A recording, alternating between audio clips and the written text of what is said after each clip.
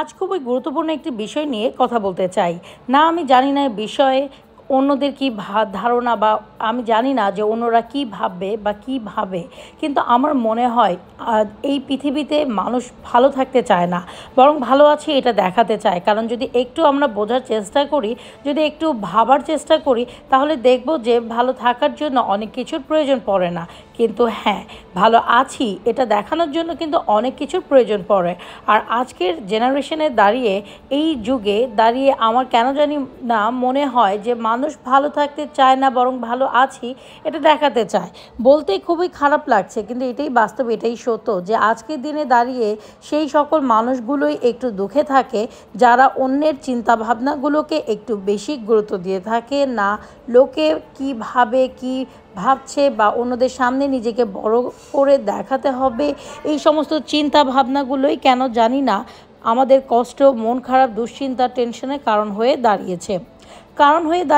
কারণ জীবনে অনেক কিছু করতে হবে, অনেক কিছু পেতে হবে, একসাথে অনেক কিছু অর্জন করতে হবে। এই চিন্তাভাবনা আমাদের মাথায় একটা দুশ্চিন্তা, একটা টেনশন, একটা মন খারাপের কারণ হয়ে দাঁড়িয়েছে। দেখো, এমনটা নয় যে বড় ধারণা রাখা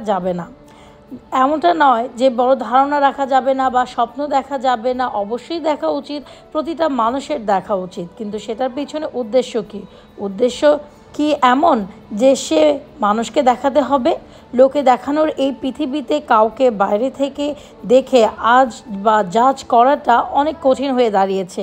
সত্যি বলছি, আজকের দিনে দাঁড়িয়ে কেন জানি না মনে হয় মানুষ ভালো থাকতে চায় না, বরং ভালো আছি এটা দেখাতে চায়। যদি এমনটা না হতো, তাহলে পৃথিবীটা প্রতিযোগিতায় পরিণত হতো না, তাহলে এত বেশি তুলনা হতো না। জানলে অবাক হবে, এই তুলনায় আমাদের মন খারাপের সবথেকে বড় কারণ হয়ে দাঁড়ায়। এই তুলনায় আমাদের আত্মবিশ্বাসের উপরে সবথেকে বেশি সন্দেহ জাগায়। এই তুলনায় আমাদেরকে এটা ভাবতে বাধ্য করায় যে আমাদের মধ্যে কোনো ঘাটতি আছে, কোনো কমতি আছে, কোনো না কোনো অপূর্ণতা থেকে গেছে। আমি জানি না তুমি এটা বিশ্বাস করবে কি না, কিন্তু এটা বাস্তব, এটা সত্য। এটা কি অস্বীকার করার, অবিশ্বাস করার মতো কোনো সুযোগ নেই। এটা কি অস্বীকার করবে তার কোনো সুযোগ বা কোনো জায়গা নেই। এই জন্যে যে ভালো থাকতে বেশি কিছুর প্রয়োজন পড়ে না।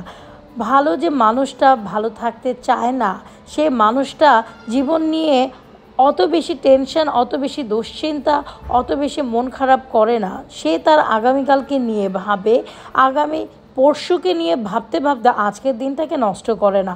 স্বপ্ন দেখো, কিন্তু সেই স্বপ্নের পিছনে একটা নেক উদ্দেশ্য ঠিক করো।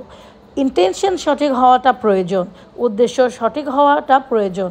যদি উদ্দেশ্য হয় লোককে দেখাতে হলে, তাহলে বিশ্বাস করো ঘাটতি থেকে যাবে। কারণ যত দেখাবে তত দেখাতে ইচ্ছে হবে।